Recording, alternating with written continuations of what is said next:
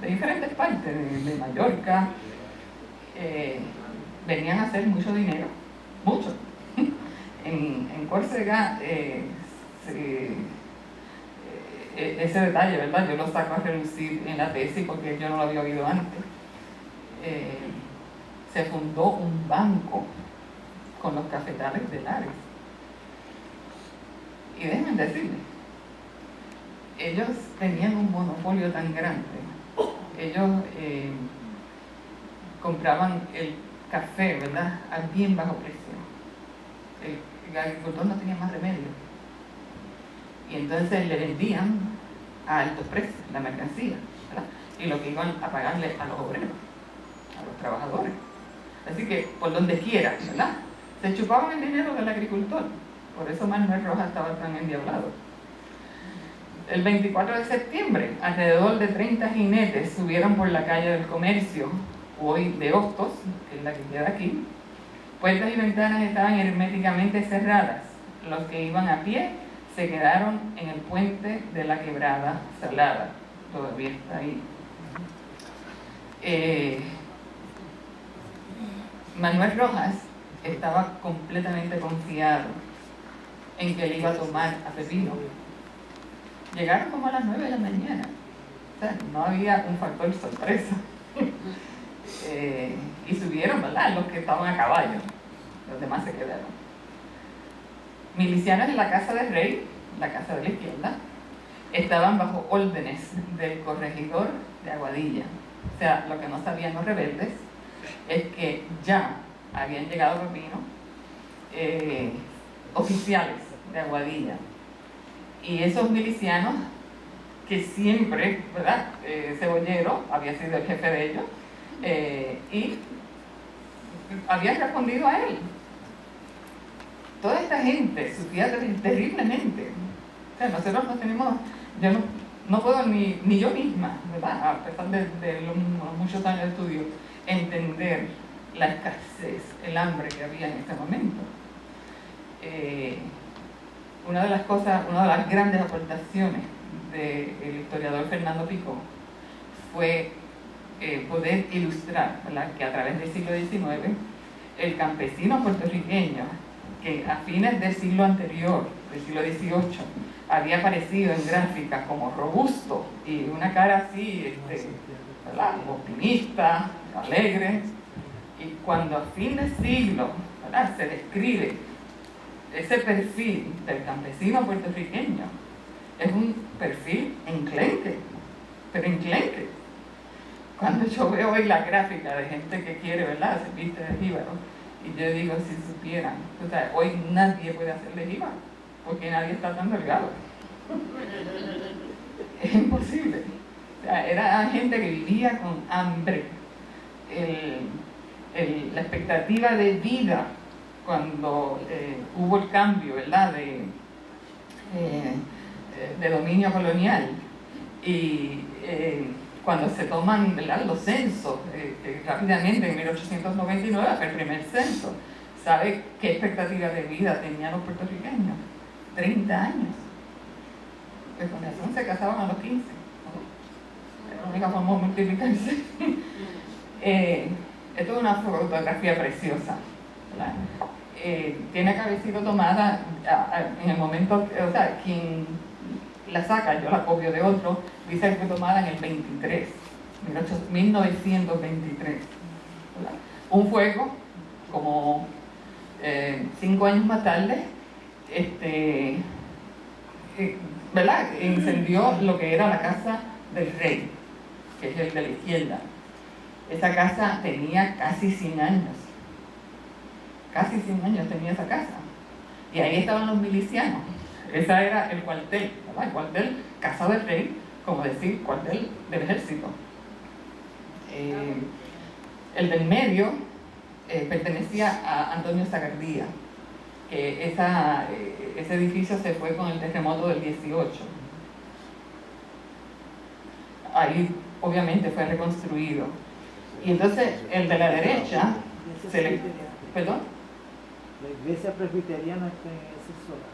Sí, la iglesia presbiteriana pues estuvo ahí hasta, ¿verdad?, hace unos años atrás. Y entonces el de la derecha es lo que se conoció como casa consistorial, que es la casa donde se reunía esa junta municipal, que no era una junta electa, nunca fue electa, al menos en los periodos constitucionales. Y si era electa por unos poquitos, ¿verdad?, de propietarios, tampoco era electa por todo el mundo. Para mí esa fotografía es espectacular. Así que el funcionario que había llegado de Aguadilla, que él había salido de noche, el 23, como los caminos eran tan infernales, insufribles, él se detuvo en Moca y entonces salió de Moca a las 5 y a las 8 estaba en Pepino. Y entonces rápidamente pues, puso a los milicianos bajo sus órdenes. Hay que ponerse en los zapatos de esos milicianos.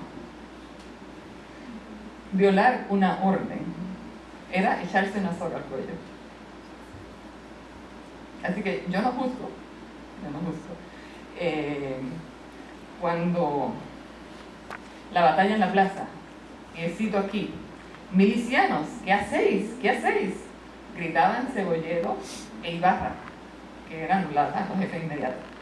Obedecían órdenes del corregidor llegado de Aguadilla poco antes. De los techos de los comercios y casas, españoles y sus aliados le disparaban a los rebeldes. Alrededor de 60 hombres, bajo el liderazgo de Francisco Méndez Acevedo, en el Alto de Arbelo, en el camino de Sonadora, esperaban unirse. Se suponía que entrarían al pueblo simultáneamente con los de Lares, por el camino de Añasco, pero Rojas se precipitó al ataque, plenamente convencido de la victoria. Cesario Martínez les avisó de que desistieran de salir hacia el pueblo. Los rebeldes se retiraron, porque fue inesperado, ¿no? Y entonces cuando vieron, imagínense, de los techos de las casas, imposible, y ellos, la mayor parte de ellos lo que llevaban machete. Y cuando se enfrentaron a esta situación inesperada, ellos se retiraron y entonces volvieron a entrar pensando que quizás podían, ¿verdad? Pero ya a la segunda supieron que era suicida seguir con el ataque y entonces se retiraron. Plaza de San Sebastián, 1872, ¿verdad? Esta es la fotografía más antigua, ¿verdad?, que se ha tomado de San Sebastián. Ahí, de hecho, se ven, ¿verdad?, las tres casas, por lo menos dos de ellas que vimos anteriormente, y la iglesia. La iglesia se había construido en el 1835, así que al lado de la iglesia, ¿verdad?, fue que empezó esa batalla. La diferencia de esta fotografía con 4 años antes, porque esta fotografía se tomó cuando se construyó la plaza. Anteriormente no había ninguna construcción, lo que había era un espacio. Desde que se fue fundado Pepino hasta 1872 no había plaza, lo que había era, y la plaza era plaza de mercado, no era plaza de recreo. Por primera vez aquí, entonces lo que se construye es un paseo.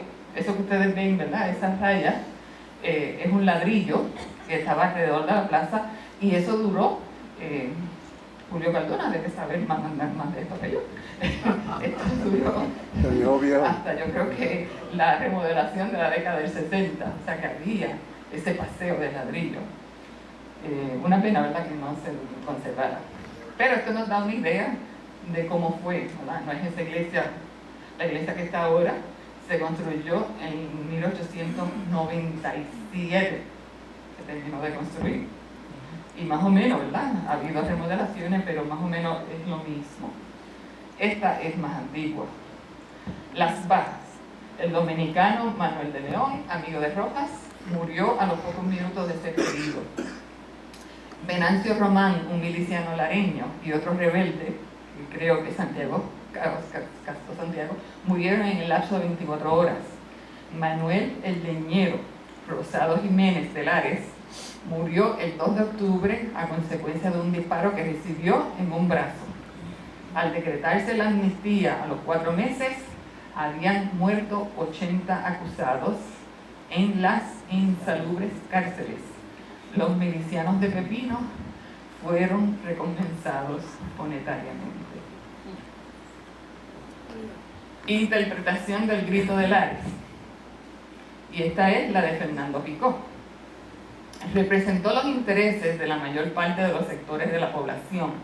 Para los esclavos era la abolición, para los jornaleros el fin de las libretas, para los agricultores el cese de la expoliación por parte de los comerciantes peninsulares, para los profesionales y rentistas la oportunidad de jugar un papel en la dirección y en la administración de los asuntos del país. Continuación, el no haberse logrado no se debió a que tuvo que ser adelantado y trasladado de Camuy a Lares, sino a que la estructura organizativa y el nivel de conciencia política de los organizadores eran todavía muy rudimentarios. Cuando el éxito de la revolución dependía de que no se escuchase una conversación o de que no se encontrasen unos papeles, cualquier otra eventualidad hubiera bastado para deshacerla. Es la primera acción concertada de los puertorriqueños para cambiar radicalmente su situación colectiva. Porque, ¿verdad? Yo cité largamente a Fernando Picó. Bueno, porque estoy de acuerdo con él. Me parece muy lógico, ¿verdad? Yo cogí 7 cursos con Fernando Picó y en una de esas él empezó a citar otras revoluciones donde en todas ellas había espías. En la revolución bolchevique de 1917 había espías, pero fueron revoluciones que triunfaron. Así que no se le puede atribuir que alguien delatara el que no triunfara el grito de Lares. Y él da las explicaciones ahí. Héroes puertorriqueños. Con el cambio de dominio colonial en 1898, cuando las escuelas llevaban los nombres de norteamericanos y los niños eran enseñados a honrar los héroes norteamericanos, los puertorriqueños despertaron a la realidad de que también tenían héroes. Si los municipios no podían nombrar escuelas, al menos podían nombrar sus plazas y calles. El Consejo Municipal de San Sebastián se les unió. A continuación, en 1903, el secretario municipal escribió en las actas que, cito, siguiendo el ejemplo de otros pueblos e inspirándose en el más elevado patriotismo, la plaza se llamaría Román Valdoriotti de Castro y sus calles principales se llamarían Ramón Emeterio Betances, Segundo Ruiz Belvis, Eugenio María de Hostos y Luis Muñoz Rivera. Aquí en San Sebastián lo vimos, ¿verdad? La primera escuela que se construyó bajo el nuevo gobierno, ¿cómo se llamó? Muy bien. Y entonces hay, yo he citado mucho como maestros como Andrés Méndez Lisiaga, que Andrés Méndez Lisiaga era una persona ilustrada, pero autodidacta, no había podido coger un título y no había podido ser ni siquiera maestro. El maestro en aquel momento tenía un inmenso prestigio, ¿verdad? Porque no solamente era maestro, era mentor y bueno, hablamos con esta sabiduría. Y bajo el gobierno norteamericano se fundaron escuelas de adultos y personas como él cogieron los cursos que fue necesario y Andrés Méndez Lisiaga se convirtió en maestro y maestro de la principal escuela. Eso era mucho decir, no era lo mismo la escuela urbana de Banones en San Sebastián que las escuelas rurales. Era un abismo entre ellas y ellos tenían que honrar, ¿verdad?, estas figuras y se celebraban hasta desfiles y mi mamá cantaba una de las canciones que aprendió sobre George Washington. Decía yo quiero imitar a George Washington. eso, exactamente. ¿Verdad? Yo nunca digo una mentira.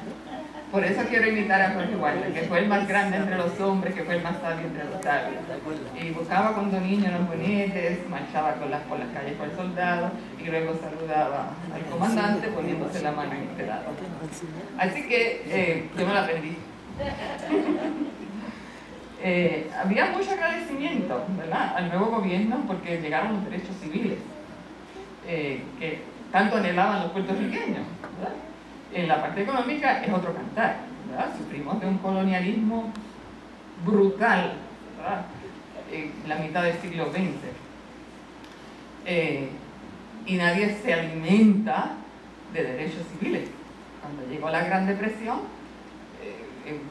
resurgió un espíritu nacionalista, que yo tengo la impresión, y aquí estoy improvisando, que tengo la impresión que algo va a suceder ahora, ¿verdad? Porque todas las grandes asociaciones de los ricos que se impactaron con esta Gran Depresión, las asociaciones de constructores, de industriales, de contadores públicos, de detallistas unidos, todos ellos están buscando medidas para cambiar la estructura de poder en Puerto Rico, ¿verdad?, que hasta han presionado muchísimo a esta administración para que pelee por ellos, y de hecho han tenido hasta cabilderos en el Congreso, ¿verdad? Eso ni soñarlo hace 10 años atrás, ni soñarlo, cambiar las leyes de cabotaje de Puerto Rico.